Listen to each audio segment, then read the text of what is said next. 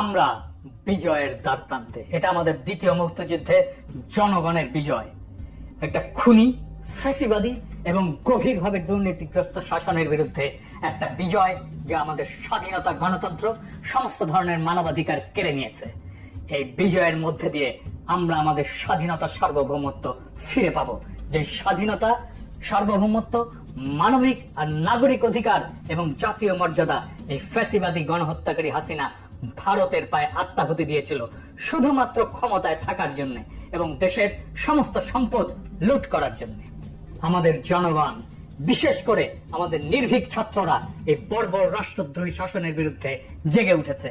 মহাকাব্যিক সংগ্রামে তারা আমাদের এই বিজয়ের মুহূর্তে পৌঁছে দিয়েছে। আগামী কয়েক ঘন্টা এবং আগামী কয়েক দিন জনগণ এবং একটা দেশ হিসেবে, একটা জাতি হিসেবে আমাদের ভবিষ্যতের জন্য খুবই গুরুত্বপূর্ণ। সশস্ত্র বাহিনীকে এখন ফ্যাসিবাদ থেকে স্বাধীনতায় উত্তরণকে ত্বরান্বিত করার জন্য তাদের উপরে অর্পিত পবিত্র দায়িত্ব পালনের জন্য আমি আহ্বান জানাচ্ছি, যেন তারা তাদের উপরে অর্পিত মহান দায়িত্ব পালনের মাধ্যমে আমাদের স্বাধীনতা, সার্বভৌমত্ব, জাতীয় মর্যাদা রক্ষার ক্ষেত্রে ভূমিকা রাখতে পারে। এই দায়িত্ব পালনের জন্যই আমাদের সশস্ত্র বাহিনী রয়েছে। সেনা প্রধান হিসেবে জেনারেল ওয়াকার শান্তিপূর্ণভাবে ক্ষমতা হস্তান্তরের প্রক্রিয়াকে ত্বরান্বিত করার ক্ষমতার একেবারে কেন্দ্রে আপনি আছেন। প্রত্যেক মুহূর্ত খুবই গুরুত্বপূর্ণ এবং ঘড়ির কাঁটা টিক টিক করে অগ্রসর হচ্ছে। আপনাকে দ্রুত সিদ্ধান্ত নিতে হবে এবং কাজ করতে হবে। আমি আপনাকে সেনাবাহিনীর এক উত্তাল সময় থেকে শিক্ষা নেওয়ার আহ্বান জানাই।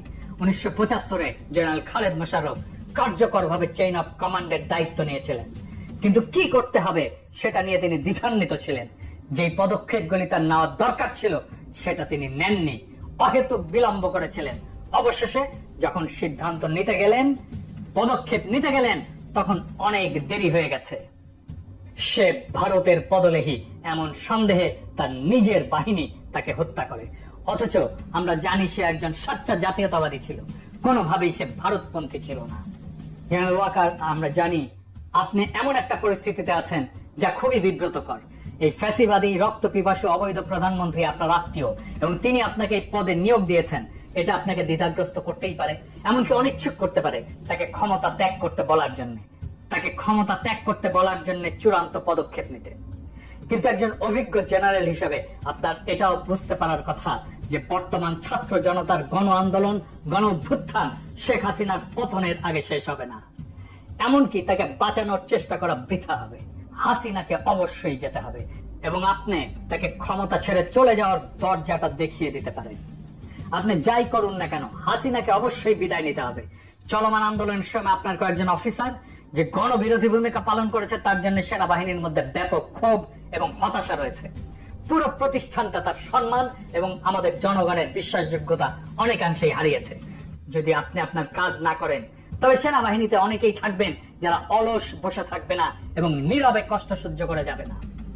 তবে যদি আপনি দ্রুত জনতার আকাঙ্ক্ষা বাস্তবায়নের জন্য অগ্রসর হওয়ার সিদ্ধান্ত নেন, হাসিনাকে শান্তিপূর্ণভাবে ক্ষমতা হস্তান্তরের জন্য বাধ্য করেন, তবে হাসিনার ফ্যাসিস্ট শাসনের অবসান শান্তিপূর্ণভাবে সম্পন্ন করা যেতে পারে। যে কোনো বিলম্ব আরো ব্যাপক রক্তক্ষয় এবং আমাদের অর্থনীতি এবং সমাজের আরো ক্ষতি করবে এবং একটা অব্যাহত অনিশ্চয়তা আমাদের শত্রুদেরকে ঘোলা পানিতে মাছ শিকারের সুযোগ করে দেবে। তাই আমি আপনাকে আপনার নিজের এবং জাতির ভবিষ্যৎ বিবেচনায় সঠিক পদক্ষেপ নিতে বলি। মেহেরবানি করে আপনার বাহিনী নিয়ে এগিয়ে যান এবং তাকে ক্ষমতা থেকে সরিয়ে জনতার হাতে ক্ষমতা হস্তান্তরের ব্যবস্থা করেন। জনগণের এই বিপ্লবী জাগরণের সময় আপনার ঐতিহাসিক ভূমিকা পালন করেন। আমাদের জনগণ সম্পূর্ণভাবে আপনাদের সাথে থাকবে। হাসিনার শাসন কার্যত মৃত। এখন এই শাসনকে সমাহিত করার কাজে আপনি হাত লাগাবেন। আপনি কি অপরাধী হাসিনাকে ক্ষমতাচ্যুত করার জন্য দ্রুত পদক্ষেপ নেবেন এবং আমাদের দ্বিতীয় মুক্তিযুদ্ধের একজন নায়ক হবেন, নাকি তাকে বাঁচানোর চেষ্টা করার জন্য একটা নিরর্থক এবং রাষ্ট্রদ্রোহী কাজে লিপ্ত হবেন? এই পছন্দ আপনার, এই সিদ্ধান্ত আপনাকেই নিতে হবে। আপনি এই একটা পদক্ষেপেই সেনাবাহিনীর হৃত গৌরব ফেরাতে পারেন, নয়তো জেনারেল খালেদ মোশাররফের দুর্ভাগ্যজনক পরিণতি বরণ করতে পারেন। আমরা আশা করব আপনি ঐতিহাসিক মুহূর্তে জনতার পক্ষে দাঁড়িয়ে সেনাবাহিনী নামের এই ইনস্টিটিউটকে রক্ষা করবেন। সৃষ্টিকর্তা আপনাকে সঠিক সিদ্ধান্ত নেওয়ার তৌফিক দেন। ইনকিলাব জিন্দাবাদ।